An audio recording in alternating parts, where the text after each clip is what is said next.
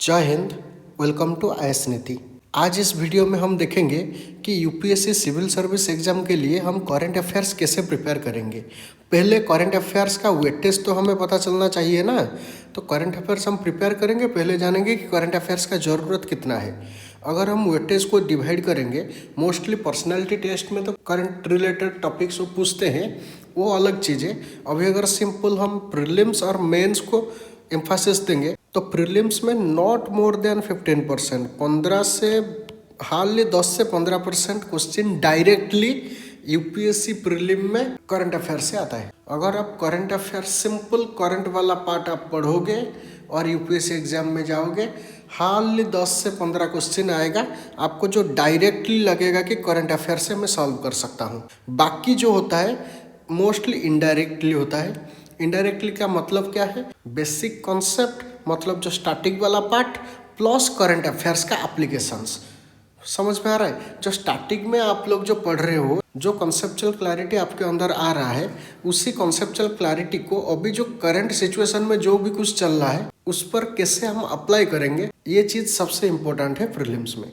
तो प्रीलिम्स में mostly economy, environment, science and tech, geography में जो प्लेसेस इन न्यूज़ वाला मैप वाला सेक्शन, और पॉलिटी में थोड़ा बहुत बिल वाला, कौन सा बिल, कौन सा एक्ट, ये सब, या जजमेंट, वो सब करंट अफेयर्स का रिलेटेड होके आता है। तो करंट अफेयर्स इकोनॉमी में बहुत ज़्यादा क्वेश्चन बेसिक के साथ मिल के आएगा, एनवायरनमेंट में डायरेक्ट भी आएगा, बेसिक के साथ आएगा, science and tech mostly direct, geography में मोस्टली प्लेसेस इन न्यूज़ तो डायरेक्ट ही होगा अभी क्या हो रहा है। और कहीं पे अगर कोई डिजास्टर हो रहा है, मतलब कहीं पे सुनामी आ गया तो सुनामी के ऊपर डेप्थ में क्वेश्चन पूछेगा।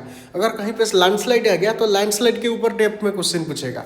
मतलब पूछ सकता है, 100% कोई भी गारंटी नहीं है, बहुत अनसर्टेनिटी है। उसके बाद जो पॉलिटी वाला सेक्शन है वो एक इंडिकेट करता है, करंट अफेयर्स जो भी आप पढ़ रहे हो वो इंडिकेट करता है कि कौन सा स्टैटिक वाला पार्ट में पढ़ूँ, कौन सा स्टैटिक ज़्यादा इंपॉर्टेंट है, वो चीज़ करंट अफेयर से पता चलता है। ये हो गया प्रीलिम्स में आपका। उसके बाद थोड़ा हम मेंस में देखते हैं। मेंस में कोई भी direct current affair only question नहीं आता है। करंट अफेयर ओनली क्वेश्चन मतलब सिंपल कोई करंट न्यूज है और उसी न्यूज़ के ऊपर ही पूछ लिया, उसका कोई बैकग्राउंड नहीं है, उसका कोई बेसिक कॉन्सेप्ट के साथ, कोई स्टैटिक के साथ कोई लेना देना नहीं है, ऐसा नहीं होता है। कहीं ना कहीं चाहे 5 या 10% भी हो, कोई ना कोई बेसिक कॉन्सेप्ट और स्टैटिक वाला पार्ट है उसके साथ उसका रिलेशन होता है। तो ऑलवेज तो मैं 100% नहीं बोल सकते, मोस्टली स्टैटिक और करंट मिला के ही यूपीएससी मेंस एग्जामिनेशन में पूछता है। समझ में आ गया? तो यूपीएससी प्रीलिम में थोड़ा बहुत डायरेक्ट क्वेश्चन आ सकता है, पर मेंस में डायरेक्ट क्वेश्चन का चांस ही नहीं है। बहुत रेयरली अगर कोई 5-10 साल के अंदर कोई एक बार क्वेश्चन पूछ लिया, वो अलग बात है, पर मोस्टली कोई भी क्वेश्चन डायरेक्टली करंट अफेयर से नहीं आता है। ऑलवेज क्या होता है कि स्टैटिक और करंट वाला पार्ट को मिला के वो क्वेश्चन पूछता है। 2-3 पहलू होता है, 2-3 डिमांड होता है, उसको आपको एड्रेस करना पड़ता है।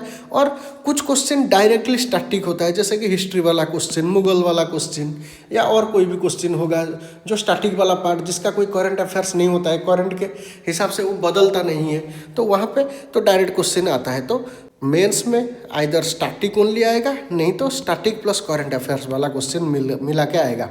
उसके बाद अगर हम देखेंगे, इसको बाइफरगेट करेंगे, GS1 में मोस्टली ज्योग्राफी और सोसाइटी वाला जो टॉपिक है वहाँ पे करंट अफेयर का ज़्यादा यूज होता है।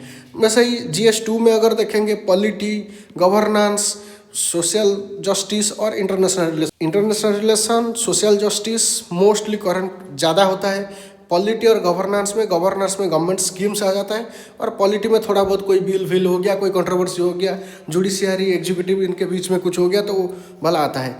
और GS3 सबसे हेवी करंट लोडेड है। जैसे कि इकोनॉमी में, जैसे प्रीलिम में बहुत ज़्यादा करंट का दबदबा रहता है, मेंस में भी करंट का दबदबा रहता है। और फैक्ट्स पूछता नहीं है, पर जो करंट में जो सिनेरियो चल रहा है, इकोनॉमिकल ट्रेंड मोस्टली पूछ लेता है कि ये क्यों हो रहा है, कैसा होगा, आपकी ओपिनियन क्या है, ये वाला टॉपिक। और एनवायरनमेंट में भी करंट का दबदबा रहता है। साइंस एंड टेक तो मोस्टली करंट रिलेटेड होते हैं। हो सकता है कि प्रीलिम्स वाला जो साइंस एंड टेक है थोड़ा बहुत साइंस ओरिएंटेड हो जाए कोई साल, पर जो GS3 में जो साइंस एंड टेक है जो मेंस में पूछता है वो मोस्टली करंट ओरिएंटेड ही रहता है।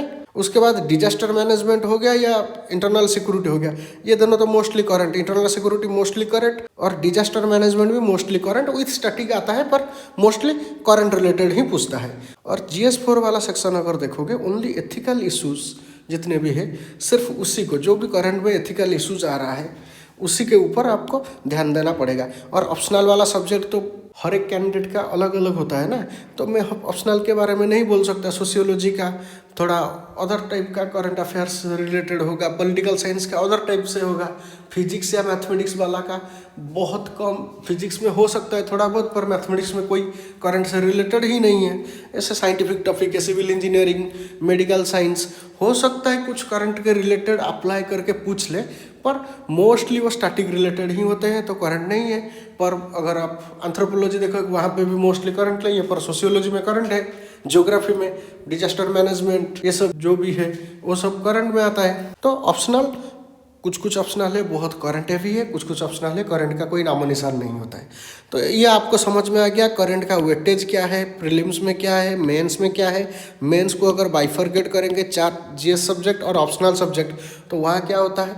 और इससे तो क्या करंट है, इससे तो आपका नॉलेज के ऊपर ही है। अब देखते हैं कि हम करंट अफेयर्स के लिए प्रिपेयर कैसे करेंगे। मुद्दा तो ये है ना कि करंट अफेयर्स को प्रिपेयर कैसे करना है। सबसे ज़्यादा अगर टाइम कैंडिडेट्स कहीं पे वेस्ट करते हैं तो वो है करंट अफेयर्स। करंट अफेयर्स में बहुत सारे बच्चे क्या करते हैं, डेली न्यूज़पेपर पढ़ते हैं, उनका नोट बनाते हैं, करंट अफेयर एनालिसिस वीडियोस भी यूट्यूब में देखते हैं, और कहीं पे भी अगर किसी भी कोई रैंडम PDF उनको मिल गया तो उसको पढ़ना, उसको नोट में इनकॉर्पोरेट करना, क्योंकि उनको लगता है कि हम कोई एक ही टॉपिक भी हम नहीं छोड़ के जाएंगे, सारा जितने भी न्यूज़ है वो कवर करके जाएंगे।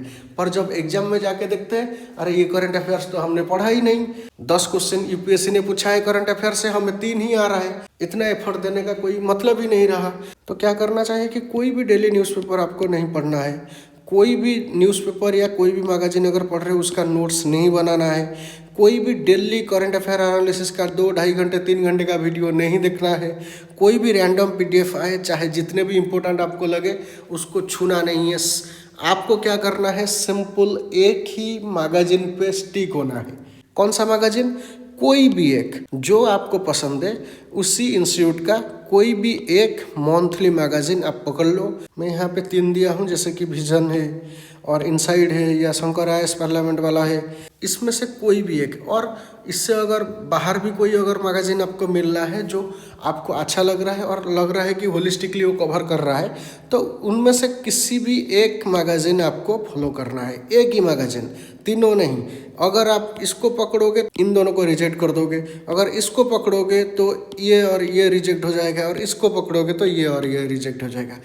आप अगर पूछोगे कौन सा अच्छा है, तीनों अच्छे हैं, कोई भेदभाव नहीं है, ये भी अच्छा है, ये भी अच्छा है, ये भी अच्छा है।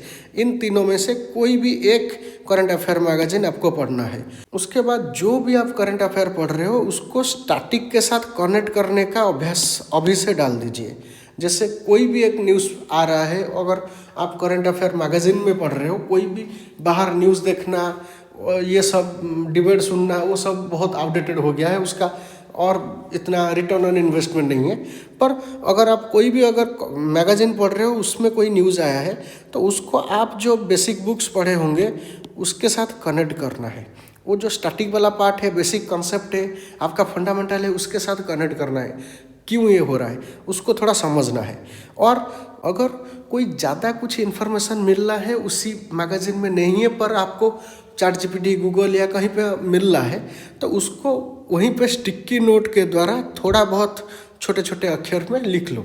ज़्यादा उसका नोट बनाने का और ज़्यादा रंगीन बनाने का नहीं, सिंपल उसी को अगर स्टिकी नोट हो सकता है या साइड में अगर थोड़ा बहुत स्पेस है तो वहीं पे लिख लो, तो छोटा छोटा करके लिख लो, और जो इम्पोर्टेंट है उसको अंडरलाइन कर लो। बस सिंपल एक मैगजीन पढ़ो, स्टैटिक के साथ कनेक्ट करने का कोशिश करो, और स्टिकी नोट या छोटा मोटा वो स्पेस जो होता है उसी में से छोटे छोटे अक्षर करके लिख लेना है जो भी इम्पोर्टेंट आपको लग रहा है जो उसमें नहीं है।